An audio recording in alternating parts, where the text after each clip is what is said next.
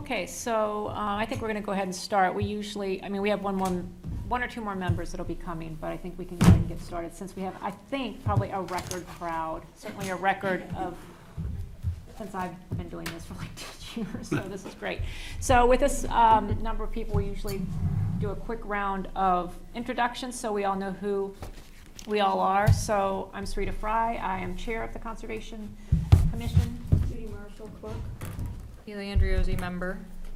Eric Berglund, financial officer. Wes Gollum, late member. Brian coming in the door. We're just doing introductions. Sorry. Since no worries. We just have a big crowd tonight. So You're up. can we make a quick round of the audience just so we all know each other? Sherry Jeffrey, PhD, Jenny Menendez, Eversource. Sylvia Von Alloff, the town planner. Spencer Tate, a couple different hats tonight, but consultant and resident.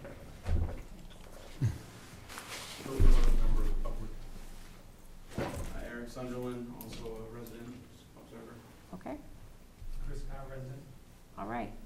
So our first agenda item is the Eversource application. So would you guys want to go ahead? Is there a particular place you want us to Um, stand? Probably up front here. yeah, you can just put stuff on the. Or, perhaps so right at the, so that the audience can see.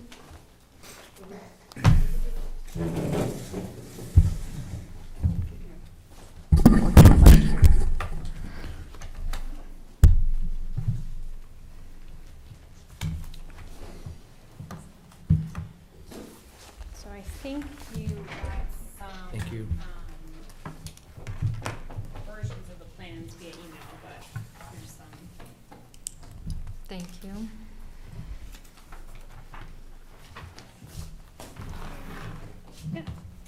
So, thank you. So as I stated, I'm Sherry Treffery with BHB, the environmental consultant working with Eversource on this.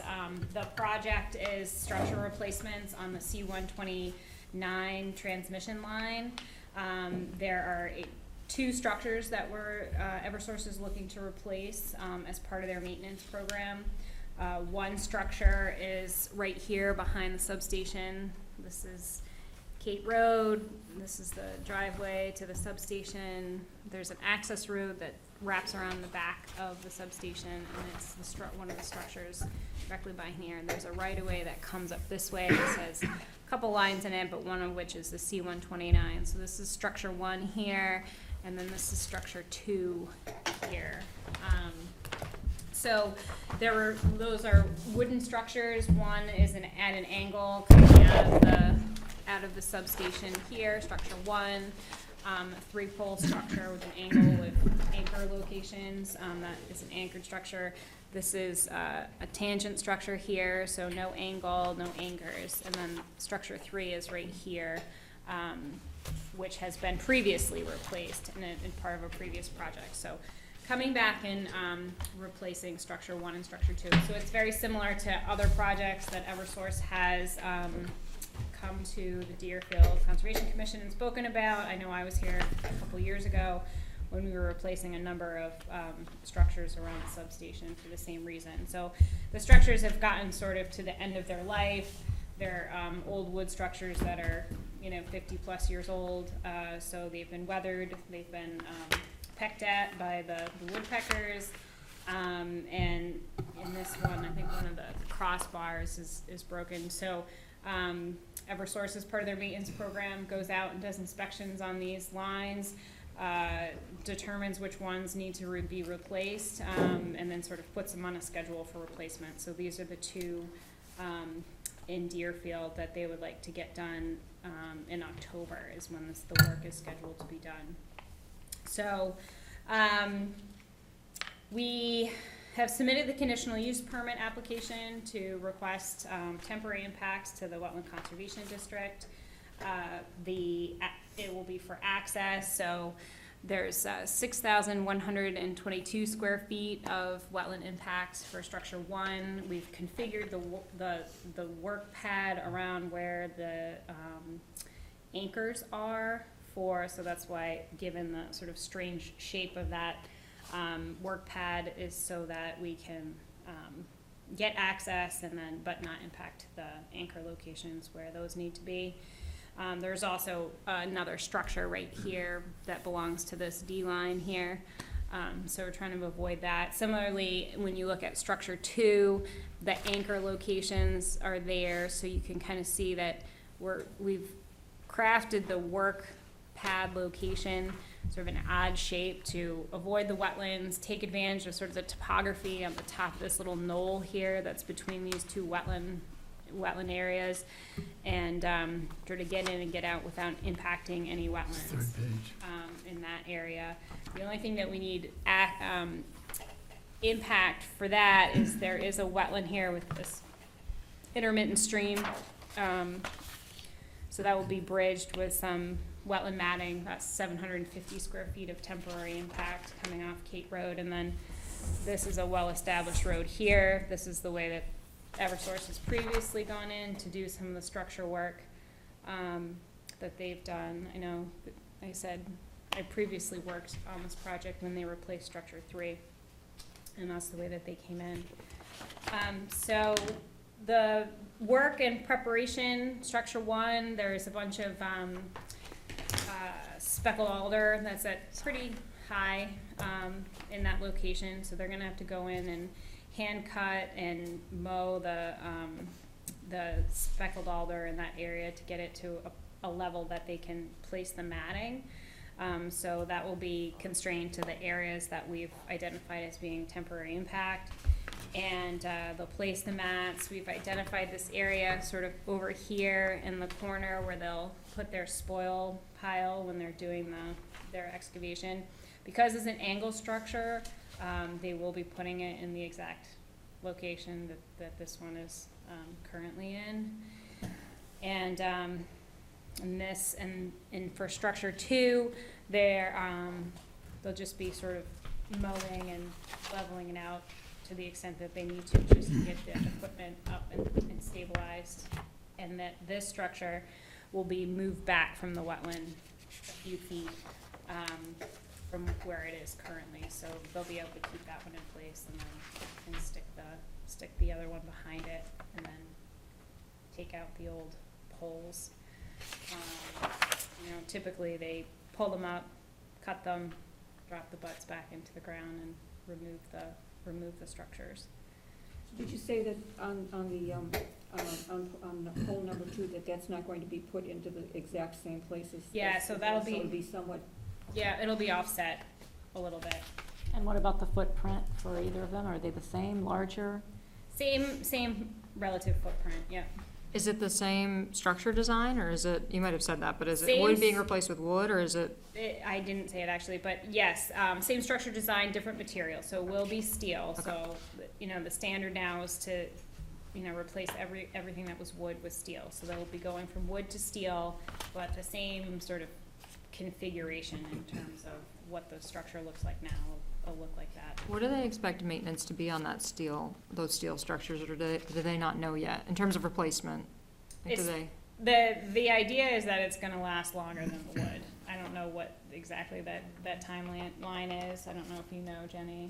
Yeah, they're estimating, I wanna say they're estimating like 70 to 80 years for the steel. And I know that it was given a coating before replacing it out there, which is gonna also help to preserve it for longer. So I don't know if they're gonna need to do coating as maintenance every, Mhm. say, 10 to 15 years.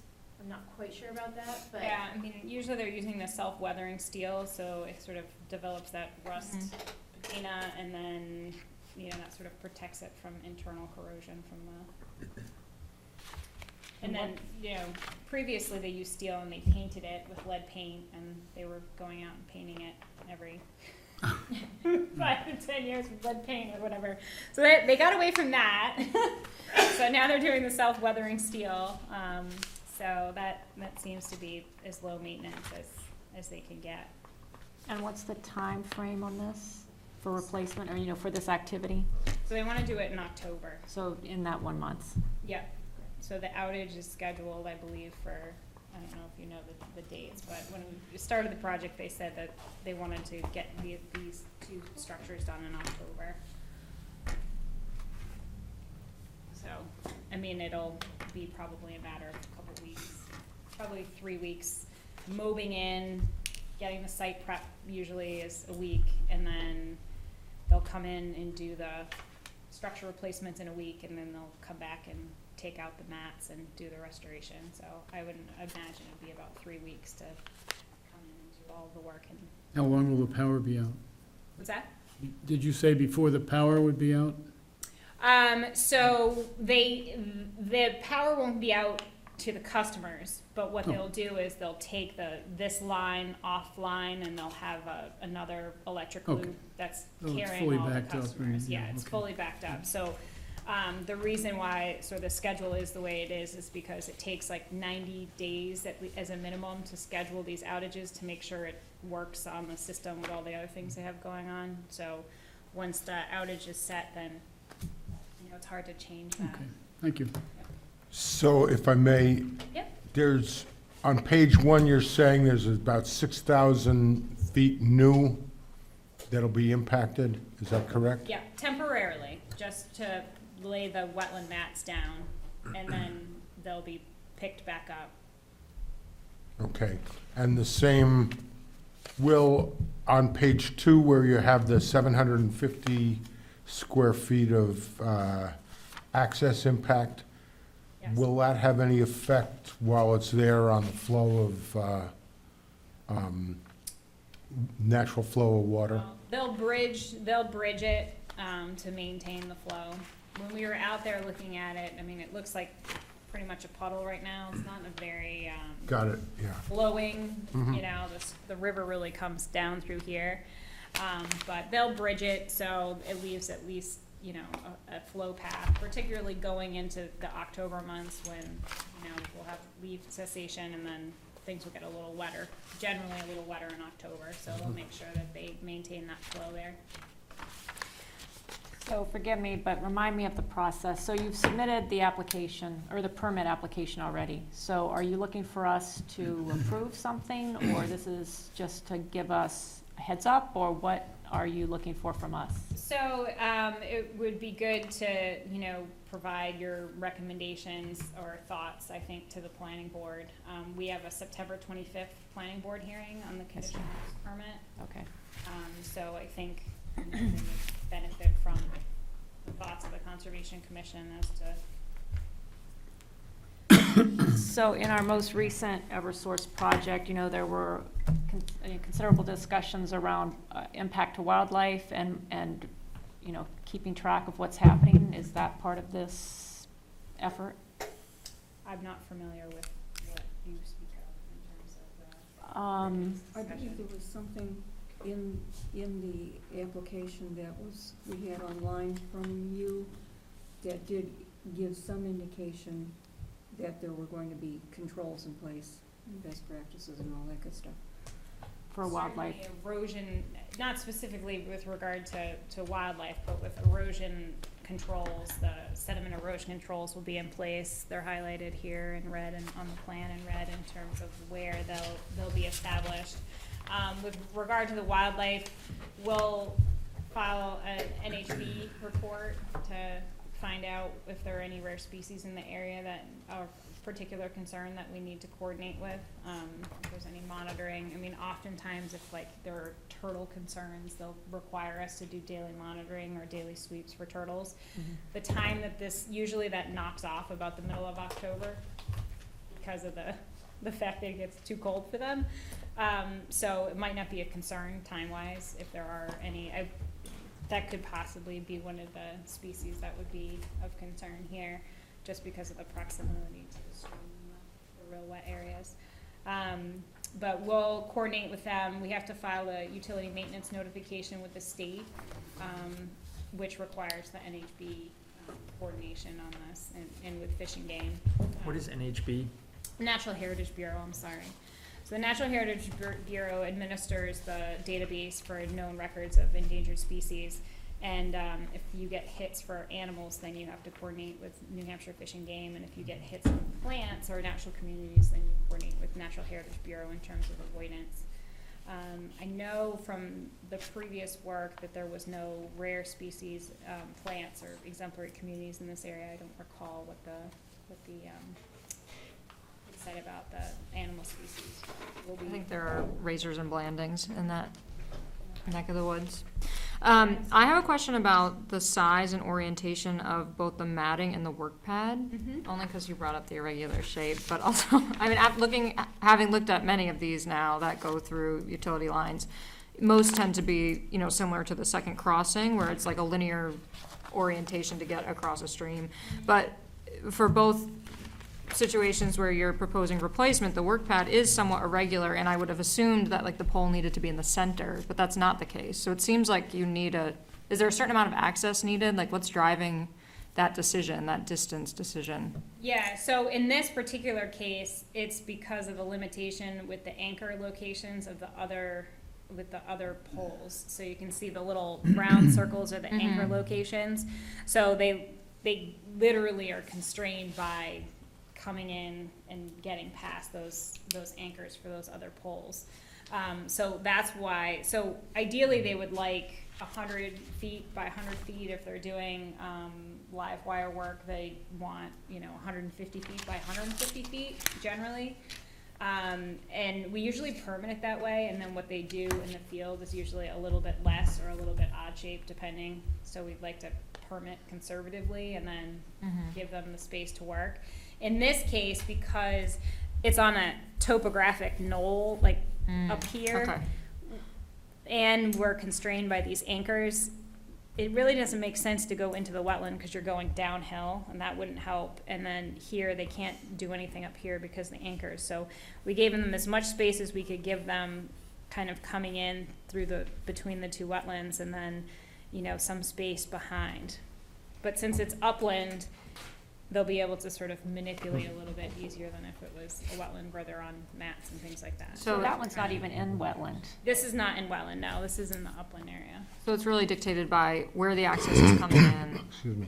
what the topography is, and ultimately driven by some need for like a distance to maneuver around that pole, and then Right. just some extra cushion of where they can work in. Okay. Now, did you indicate that you were in the process of putting in your request to NHB? So you're in the process of getting your documentation for the wetland application, so you don't have the wetland, you have not yet Filed. submitted. We have not yet filed with the Okay. state for the utility maintenance notification. And when we do that, it's a 10-day process. So the CUP, the conditional use permit is preceding the wetland, yeah, okay. Yeah. We'll probably have the utility maintenance notification in place by the time we see the planning board on the 25th. Are there other questions from the commission? Because I imagine some of our audience members are here for this reason, and I want to give you guys a chance to ask questions too. Just one question, who provides inspections of your work, in terms of meeting these boundaries and Requirements. such? So, what boundaries? The wetland boundaries or Just, the? the boundaries of your work. Of the work area? Yeah.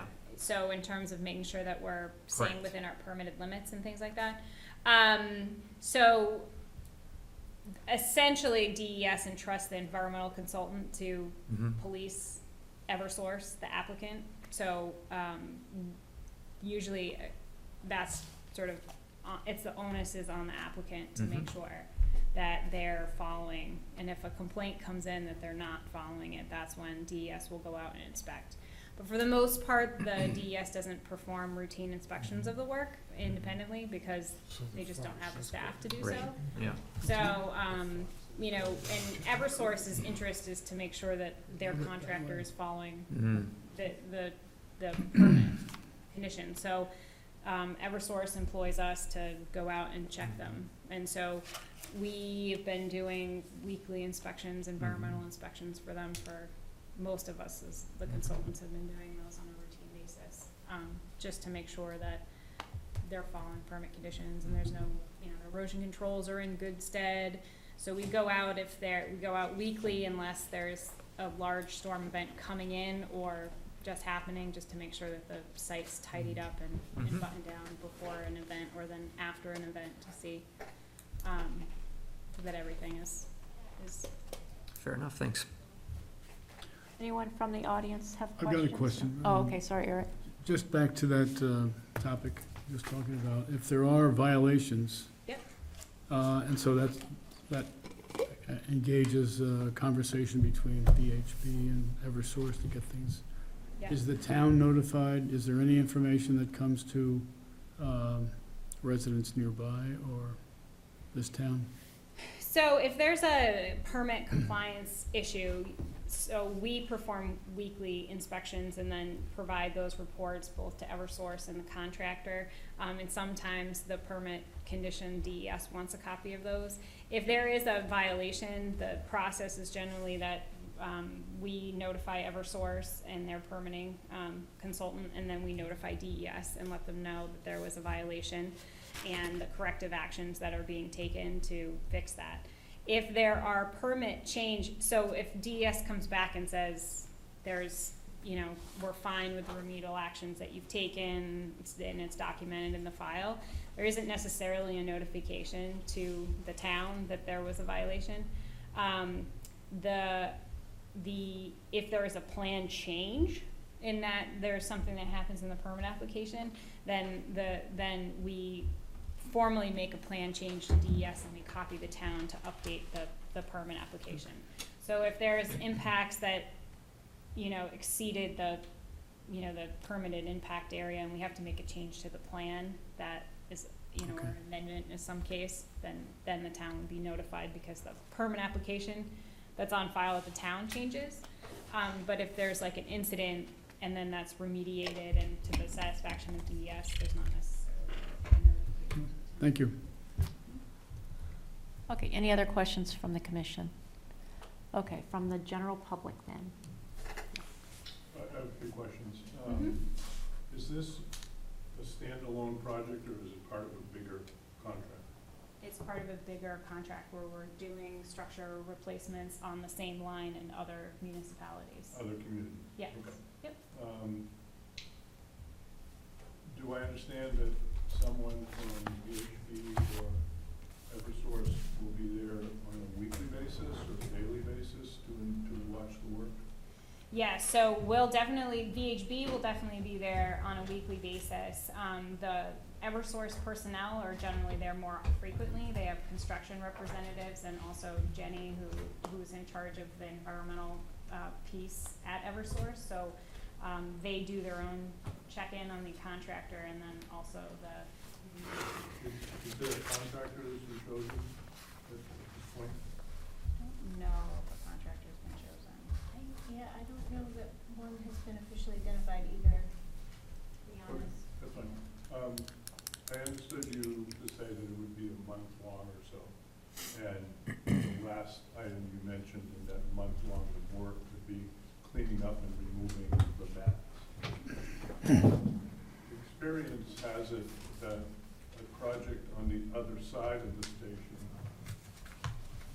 heading towards Nottingham Road, under the same conditions of changing poles, left the mats in place until the dead of winter, and they were frozen solid, 4 feet of frost. And they brought a big machine in, and pounded them out of the ground. Hmm.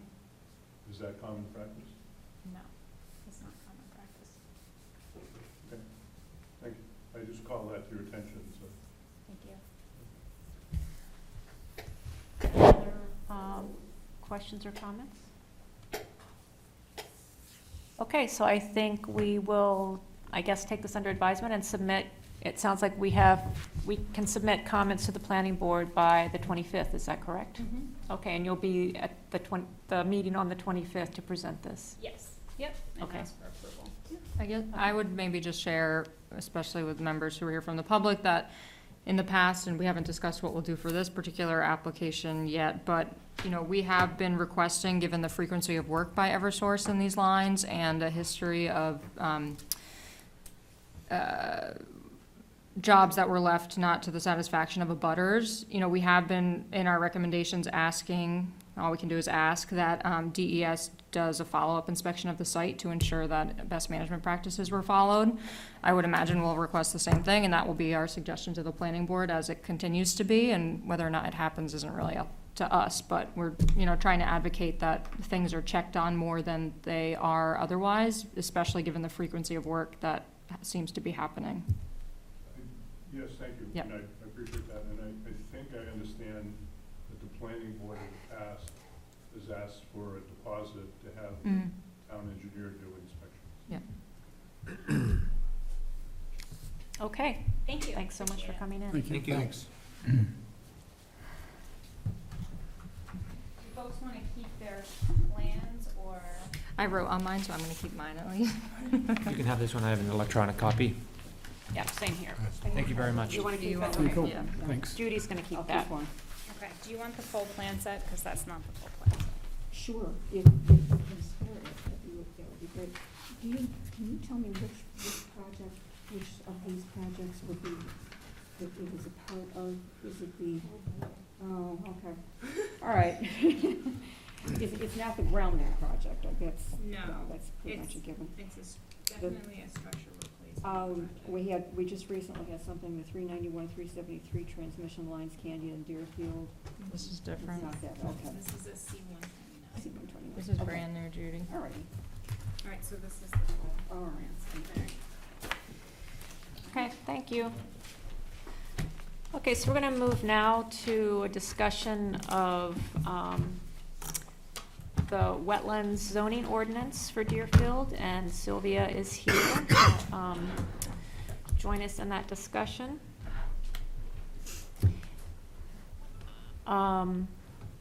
Chris, are you here for turtles Yeah, just a quick update. and turtle signs? Like how quick is quick? Well, she won't answer my email, so I'm on the naughty list. No, she said this is a really busy season, so she said they don't even have time to check emails. I'm sorry. who This is that? about the turtle, crossing signs.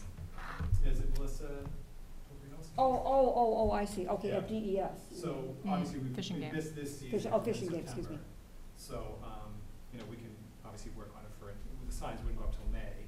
And I thought maybe Haley could, you know, talk to her since she's a friend. and say- I'll poke, yeah. Yeah, but all we really need is the locations where she thinks it'd be best. put. Yeah. And And I mentioned it to her and both her and Mike Marchand, who's head of the non-game division, and they, yes, I think they will happily provide input when they get to it. It's, Right.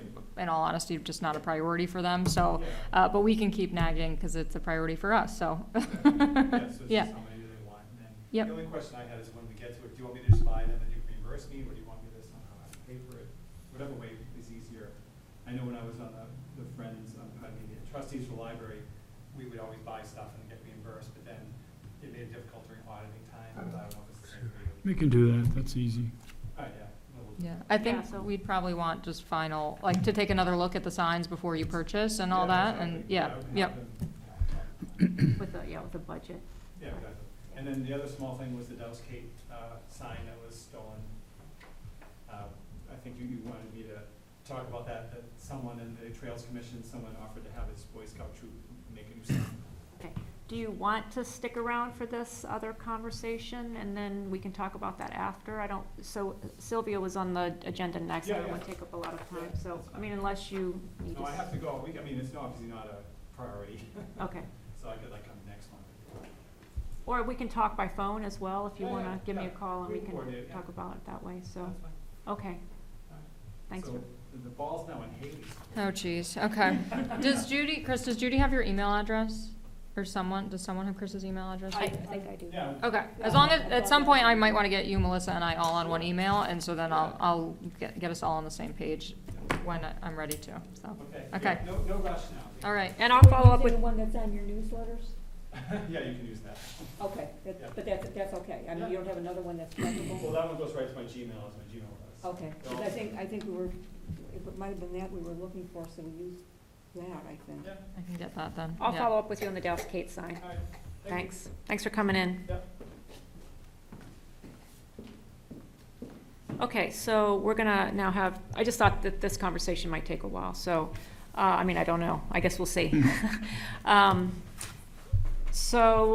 see if I can recap. Maybe Haley would do better at that than I, but, Sylvia, you had sent us a set of potential edits, and Haley went through and made a series of suggestions, so. Don't kill me. This is exactly what we need. And Okay. I think you were copied on that email, so I'm assuming that you've seen. I think, yeah, and everything I had printed, it turns out I took the wrong pile from work with me, but I do at least have, Haley, yours. I made copies of that, just, and again, I will just start by saying, I'm not a zoning expert. I don't, feel well-equipped to write zoning or, make even valid suggestions about what should and shouldn't be included, but in doing some research and looking at what other towns are doing, and also just some recommendations from the scientific community, I just thought, if we're going to include area outside of the jurisdictional wetlands in our zoning, there were some other changes that needed to be made, other than just adding like one clausal statement. And I will also say that Spencer is here as my husband, as I made him, but also as a wetland consultant who works a lot in southern New Hampshire. And so, again, he's not working in particularly to write and develop zoning, but he reads a lot of zoning and can tell you what's confusing for consultants and what's vague and what's makes things overly complicated for landowners. And so I thought it would be good to have his perspective. So if we have questions, he's who I ask. So he's here for everyone to ask if we need anything. Thanks for coming in. So how do you want to, should we just go through these each in order, or? Yeah. Excuse me, Spencer, how do you spell your last name? T-A-T-E. Oh, good. Thank you. So Haley, do you just want to, I mean, I have it here, but since you made the edits, do you want to go through and highlight each one, and then we can have a conversation, or how do we do this? Yeah, I'll just say, so some of them, well, and first, if you, in the audience, Spencer, will you distribute these to our other visitor? People are Just welcome so to move everyone closer if has you'd a like. reference. I have one, thank you. So the first one is our recommendation that Sylvia had recommended, and this falls, So this is number F, or letter F? Maintain or improve the functions and values associated with wetland areas? this is number 1. So if that's the list, so I sent around a couple of documents. Okay, So I'm one looking at is the wrong the document, sorry. entire zoning, the entire existing zoning ordinance with some minor recommendations for wording and whatnot that I had done a couple months ago. The other was just a Word document with kind of a running list of things that I thought probably needed to be addressed Okay. if we wanted to include buffers or areas outside of that jurisdictional wetland. So, but the first, and then mixed in with some things that Sylvia had recommended. So the first, number 1 are things that is a change that Sylvia had recommended. And this is all just to the purpose of the zoning ordinance. So in setting up for what you're going to do in the ordinance, my understanding is, need to have something reflective of that in the purpose. So number 1 was a newly worded intent that Sylvia had proposed that we went over last meeting. That's to allow those uses, et cetera. Yes. Okay, so that would replace under 210.1 purpose, where right now, all it says is the purpose of this ordinance is to protect the public health, safety, and general welfare by controlling and guiding the use of land areas that have been found to be subjected to high water tables for extended periods of time. So that's existing. Proposed is to allow those uses that can be located appropriately and safely in the vicinity of wetland areas and ensure their proper design. In particular, is the utmost importance that the property allow for adequate development without infringing on wetlands and their buffers. I gotcha. So it's a replacement of that first, It's a yeah. complete replacement. Okay. Or you can also just add to the existing.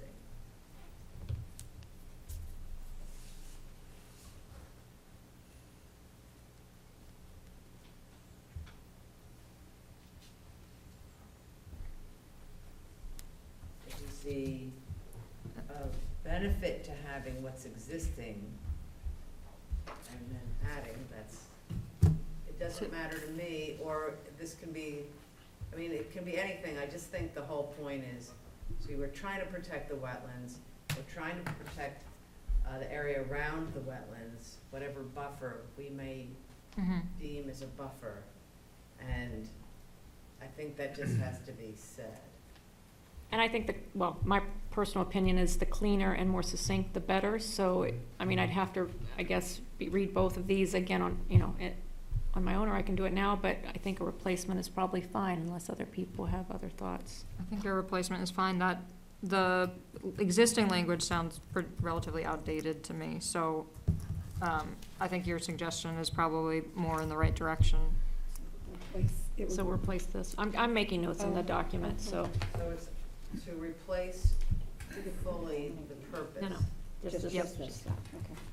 And then you would still have it as intended that this ordinance shall, and all those itemized. All the items would remain, and then we would add H to maintain the functions and values associated with wetland areas. Yeah. So that would be an added H, and that would be after the list, which is extensive, we just add H. And that was, again, in having a discussion with Spencer, was reflective of, if we are wanting to include areas outside of what is jurisdictionally defined as wetland, that having that purpose and justification, that's what justifies us including areas slightly outside in a buffer area. Is because those areas are what maintain the functions and values associated with that jurisdictional wetland. So you're saying this clause is important because it sets it up. It sets Yeah. the stage for that. Yeah, okay. Yeah, conversely, when you're kind of reading these, of course, I'm always seeing the other side, but when you're applying for a variance application, you need to hit those 5 points, right, of how you still fulfill the intent of the ordinance with your proposal, whatever that may be. So this would just add another intent that could, I don't want to say help or hurt, but it meets I think it's important, especially when you start applying the regulations to areas beyond the jurisdictional wetland boundary. So if someone was applying for a variance from the ordinance, they would have to justify that what they were doing did not diminish the functions and values associated with the wetland areas. Right. Right. That would be right. Right. Okay, So we're good with 1 and 2. yep. Okay, we're practically running now. This is the most progress Yeah. we made in a year. So 3, now we're at the wetland definition. And this is where I think you made these changes. You're basically chucking out Yeah, everything to do with poorly and very poorly drained soils. And you're adding an entirely new definition. And I'm guessing this has to do with DES. well, I'm not doing anything. This was just my suggestion. And again, this language is stolen from, I think, Hollis or some example, but from looking at other towns, and I'm not, do you know when the zoning ordinance was written? Ours was written, the wetland one?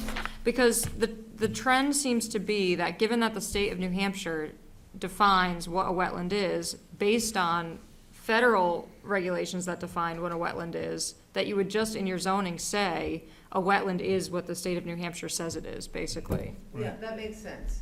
And my understanding was that when we were listing the soil scientist in the room can chime in, but that when we were listing very poorly drained and poorly drained soils, we're not including all of them. And so it seemed like an incomplete list. So better to just default to the state's definition, which even if ever changing, you would need to be in compliance It's the with. state's definition, and it's also the federal Right. definition. Right, but even if it were to ever change, we would just be in we would just work to be in compliance Do with we have that. a regulation number related to that definition that we could put, like, according, It's the Army Corps of Engineers Wetland Delineation Manual, Y87-1. That's what it is. all right, so we should include that. Probably good to reference that, so. I think we should include that, so if you could Yeah, we'll get that, I'll add it. just get that. Well, is that the state's definition, or That's the Army Corps' definition, and then the state, state adopts that? yeah, they Oh, refer okay. to that as the definition. But is that the only one that they use? That is the only one, yeah. DES, okay, okay, great, DES refers to the Army Corps manual. I okay. think that makes a lot of sense. Yeah, right, Yeah. why reinvent the wheel? Local, So we would get rid of so that's why you're saying throughout this whole thing, get rid of any reference to very poorly or poorly drained. Yeah, because at that point, and because then in the next section, and again, Sylvia, you're the zoning expert, but it seems to me what then we're defining are the district boundaries. So we define wetlands, and then we say what the district boundaries are. And so, Alright, so just so Yep. I'm clear, and I know that it feels like I'm beating a dead horse. Yep. 210.2 Yep. now is this paragraph. or something like, we can work on With it the added Army Corps thing. with a reference, yeah, And now we're moving to 10.3. yep, This is where I started losing you. okay. Um, Well, I stopped trying to be as specific because I, again, am not an expert in writing zoning. So that, here where we have a whole host of things for poorly drained, or, so are we just going to say the word wetland As whenever we see, As defined above, or maybe we don't it's even need to say typically in that. the wetlands defined So that, in yeah. the definition